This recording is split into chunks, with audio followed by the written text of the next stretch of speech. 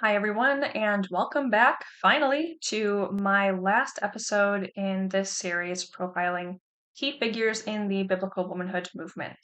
I did part one of my profile on Elisabeth Elliot all of 4 months ago, so it has been a minute. I am doing these videos in between contract work, so I have simply not had a spare moment to come back to this until now.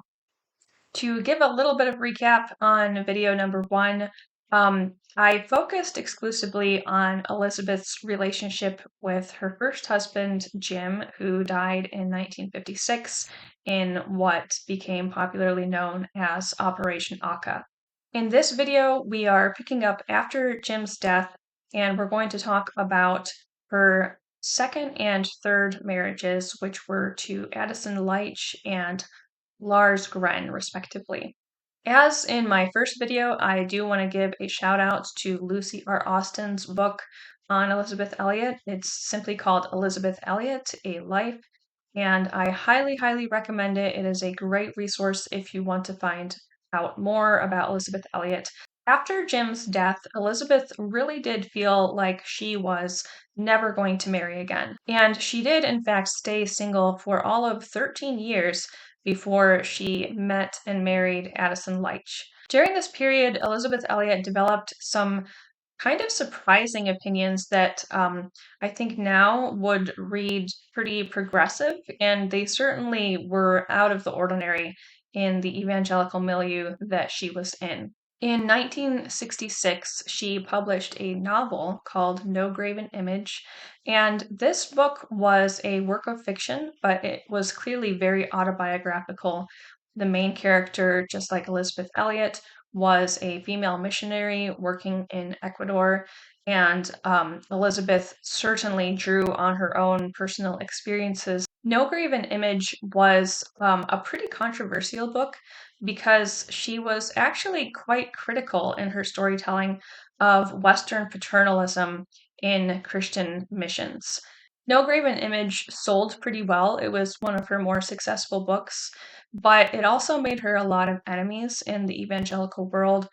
In 1969, she published a book called The Furnace of the Lord, and this book was highly critical of Christian Zionism in a period of time that almost every American evangelical supported the state of Israel on religious grounds. This book was so controversial that Elisabeth could not actually get Harper Publishing to publish it without major revisions that she was not happy with. Harper had been her publisher on, I think, maybe even all of her books up to this point. So that was a big deal that she actually walked away from Harper on that one and ended up publishing The Furnace of the Lord through Doubleday instead. It also appears that she was at least considering other points of view on gender roles. She had started corresponding with Letha Scanzoni in 1966. They corresponded from 1966 to 1969, and that had come about because Letha Scanzoni had been watching her career ever since the Operation Auca event happened, and she really admired her. She had read No Graven Image and liked it so much that she wanted to reach out to Elisabeth and let her know how much that book had meant to her. Letha Scanzoni, for those who don't know, would go on to write a book called All We're Meant to Be with Nancy Hardesty, and that became one of the classic texts for the biblical feminist movement. Because of that correspondence with Scanzoni, Elisabeth Elliot was reading some theologians who were more on the egalitarian side of the fence, and she was finding their arguments to be persuasive. She hadn't changed her mind, but she was surprised at how challenged she was in her own beliefs. But all of that came to an abrupt end when she married Addison Leitch in 1969. So Elizabeth's second husband was definitely a lifelong academic. He was a professor of theology. He had written theology books, and he was an editor at large for Christianity Today and frequently wrote columns for them. He was also married when they first met, but we are going to get to that a little bit later. Addison Leitch had a lot of the same qualities that Elisabeth had seen in Jim. She was definitely attracted to masculinity, and for her, masculinity meant strength and assertiveness. In Passion and Purity, for instance, she describes meeting Jim and how she was struck with the fact that he was strong and broad chested. And she describes him as a real man. Leitch was, of course, 60 years old at the time that they met, so he was not a young man, but he was still athletic for his age, and he was 6'2", and of course, he had this very imposing academic persona to him as well. Elisabeth seemed to find Addison Leitch's academic credentials to be both intimidating and attractive. She was very quick to defer to his opinion. She always thought that he must just have the inside track on things in a way that she didn't because he was more educated. That's significant because Addison's opinion was almost always on the side of convention and tradition. And that certainly applied to his opinions on gender as well. If you look at a timeline, you can see that a lot of Elisabeth's more controversial positions that she started to take during those 13 years of singlehood sort of evaporated after she married Addison. So, one thing that was not conventional about Elisabeth and Addison was their courtship. Like I said, Addison was a married man when Elisabeth met him. Now, Addison's first wife, Margaret, had been diagnosed with cancer a decade prior.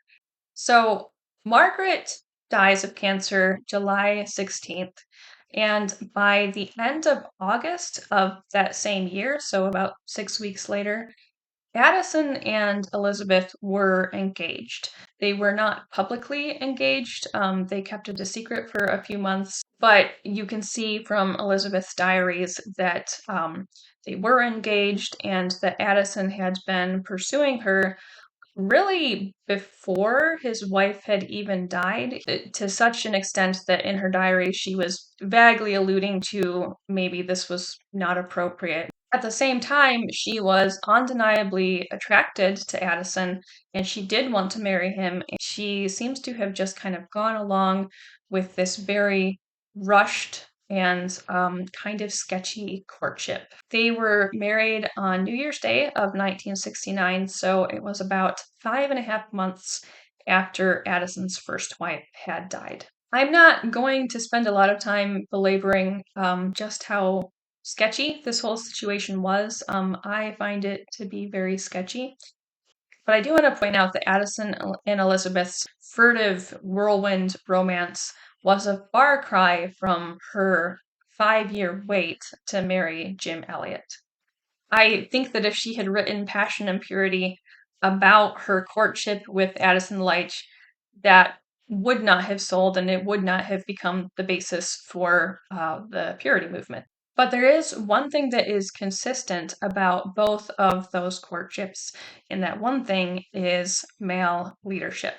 Elisabeth had very strong convictions, especially when it came to sex and marriage, but what she didn't have was a place for any kind of female agency in romantic relationships. So as a result, she would just end up being sort of along for the ride with whatever harebrained idea the man that she was involved with came up with.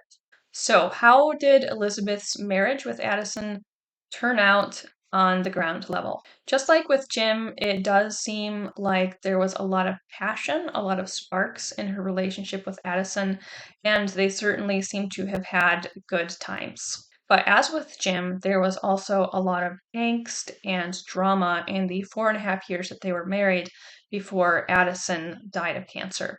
One of the challenges for Elisabeth in their marriage was the way that her role as Addison's wife impacted her writing career.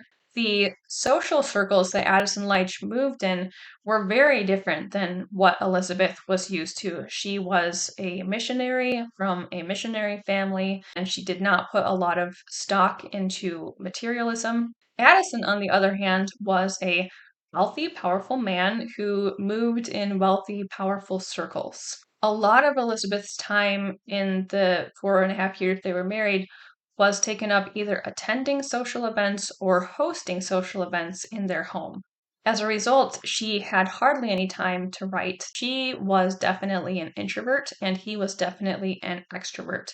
And it seems to be kind of a generational thing because this was a issue in her relationship with Jim too, that being introverted was seen as a character flaw. Addison couldn't really relate, and he certainly didn't sympathize. He would accuse her of making his life difficult because of the way that she was failing to engage socially. He would also become extremely jealous of her relationships with men, even her professional contacts, which also, of course, had an adverse effect on her career. And then there is also the case of Eleanor Van de Voort. Eleanor Van de Voort was a friend of Elizabeth's going way back to her Wheaton years. So they had been friends for their entire adult life. Eleanor had also been on the mission field. And when she left the mission field, she and Elizabeth ended up living together, and they lived together for 7 years.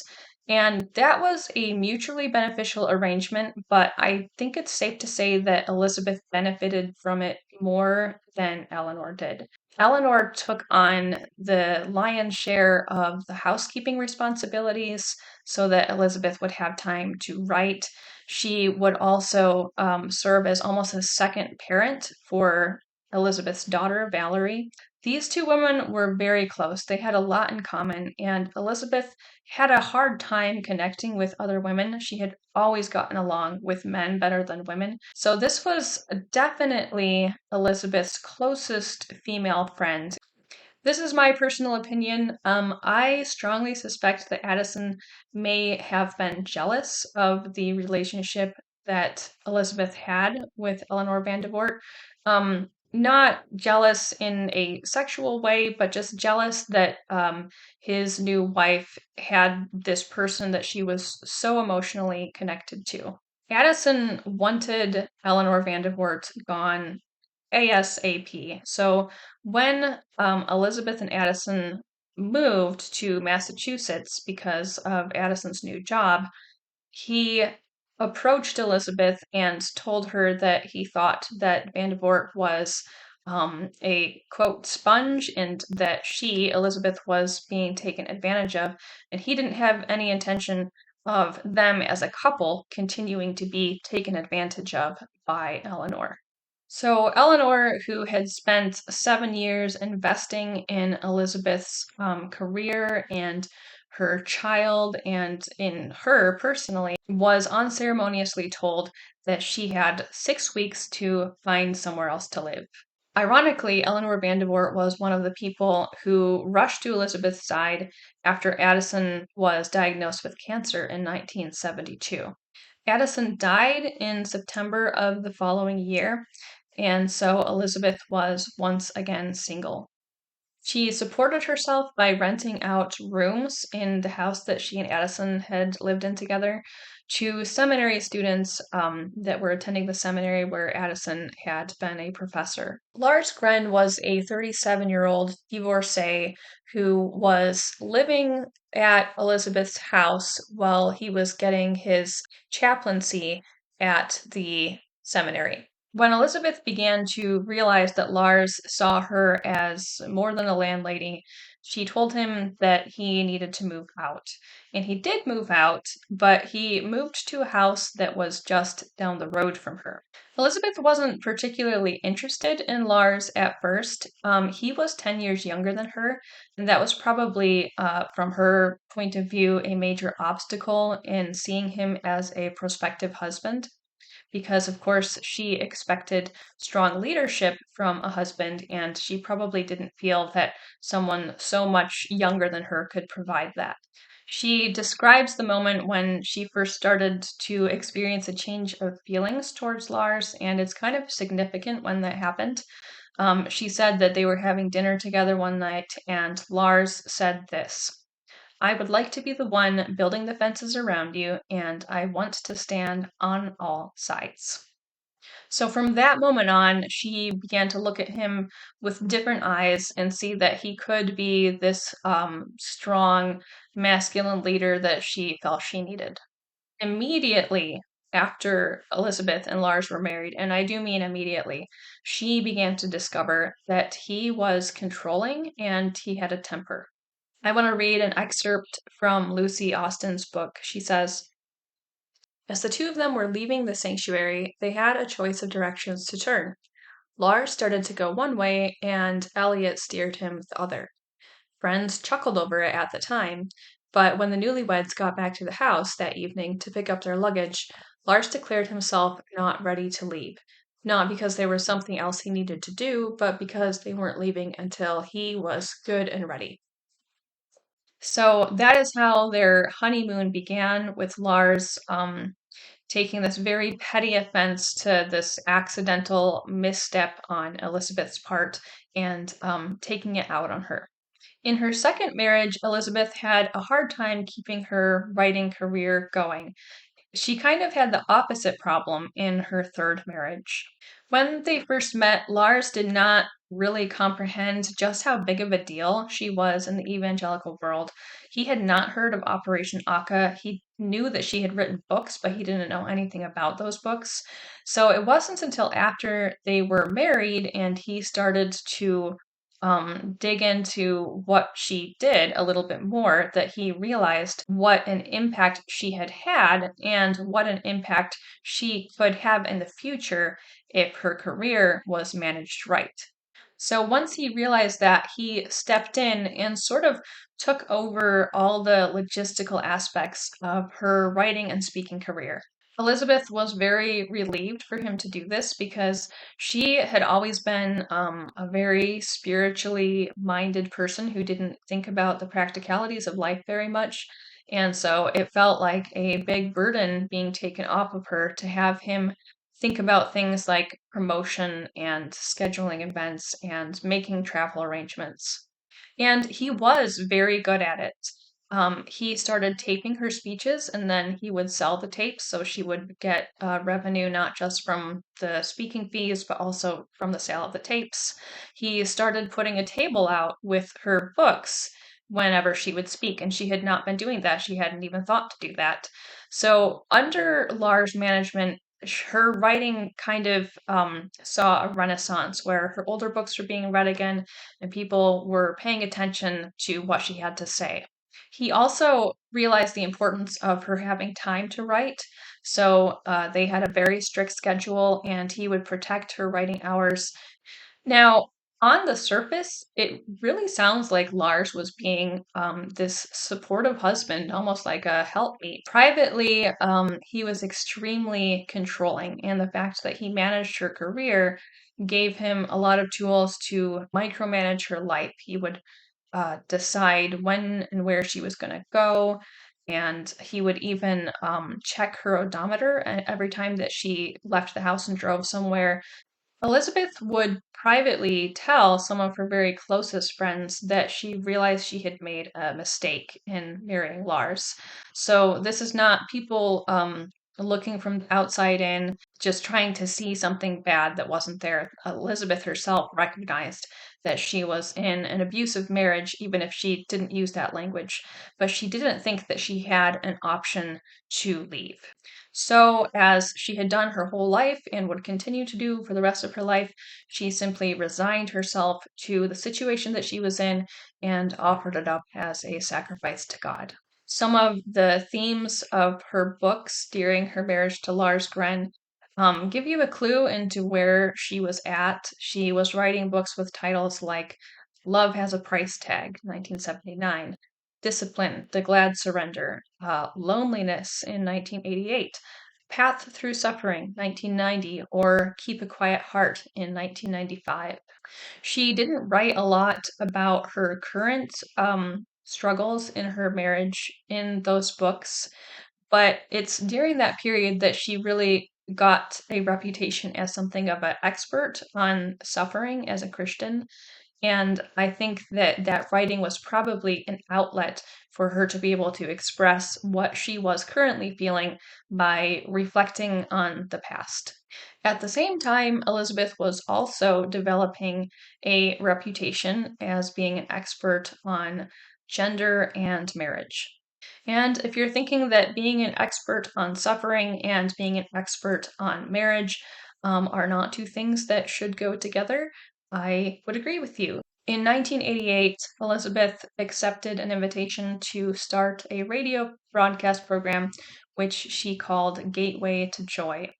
And it was through this radio broadcast that she would proliferate a lot of her ideas about gender and sexuality beyond her readership and to this new radio audience. In 1998, Elisabeth was diagnosed with Alzheimer's disease, and she was immediately thinking about how this was going to impact her work and fully expecting that she was going to have to step back probably pretty soon. But Lars did not see it that way. He decided that they should just take it one day at a time, and one day at a time turned into 6 years of Lars pushing her to do things that her dementia had really become too advanced to be able to do anymore. She continued to write and deliver material for the radio broadcast up until 2000, and it wasn't Lars that asked her to step back. It was actually the directors of the program who approached Lars and said, look, we don't think that she should be doing this anymore. Even after that, Lars continued to schedule speaking events for her to do up until 2004. And once again, he was not the one who recognized that it was time for her to step back. He had to have somebody from the outside approach him and say that we're worried about Elisabeth. She would spend the next 11 years in retirement from public life, and she passed away on June 15th of 2015. So, what did Elisabeth Elliot bring to the biblical womanhood movement that was unique? I believe that what she brought was this new emphasis on submission for its own sake. A lot of the women that I've profiled so far have seen submission as a means to some other end. For countless other authors, male authority and female submission were taught as a kind of prosperity gospel, where if you could just follow this formula, there would be blessings for couples, for churches, and for society at large. One thing that I can say about Elisabeth Elliot is that she never, ever taught submission as a prosperity gospel. Because that's not what it was about for her. She was very accepting of the idea of suffering and that sacrifice was a part of the Christian life. So she didn't feel the need to promise women that if you do this, you're going to avoid suffering. So for her, submission was not about a means to an end. It was simply what women were made for. She really gravitated to this idea that woman was made for man. That keeps coming up in her writing over and over again. And the way that she interprets that is that the woman is the one who's going to need to make the adjustments for the man. The man is the one who gets to set the vision. And in every way, the woman is supposed to be there to smooth the man's way, to follow his direction. And basically, she is there to benefit him more than he is there to benefit her. In Let Me Be a Woman, Elisabeth says that everywhere the universe displays its division into pairs of interlocking opposites. Male and female, which corresponded to authority and submission, were one of those pairs of interlocking opposites. Authority and submission for Elisabeth Elliot were the meaning of life itself, and maybe even the meaning of God himself. She is one of the very early adapters to the doctrine of the eternal submission of the Son, which teaches that the Son has been eternally subordinate to the Father from eternity past, simply because the Father is the Father and the Son is the Son. So, operating from this premise, she was determined not just to accept this role, but to learn to like it. She felt like it was her duty to learn to like it. This is a very significant contribution because if male authority and female submission are reflections of some kind of a cosmic principle that has existed from eternity past, then there does not need to be any deeper justification for male authority and female submission. It's there because it's there, and you can either accept it or you can deny it. To me, this is the single most dangerous idea in the complementarian ethos, because this goes way beyond the practical problems involved with hierarchical sex roles. It corrupts our entire theological system by replacing the Bible statement that God is love with this statement that God is authority.